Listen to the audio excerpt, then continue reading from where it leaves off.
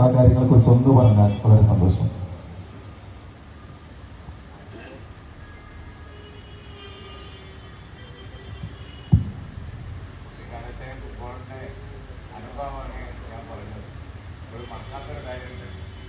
Football അക്കരെയായിരുന്നു ground.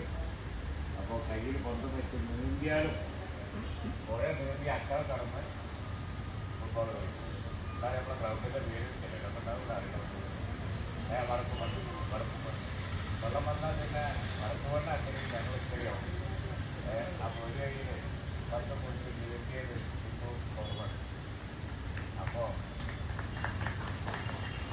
Malappuram അറിയിക്കുന്ന പ്രോത്സാഹനം ഉള്ള ഒരു കരിയർ തീർച്ചയായും പുതിയ ഗവൺമെന്റ്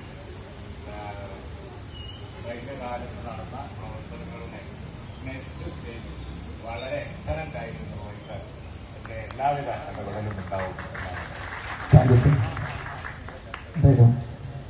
വളരെ സന്തോഷം.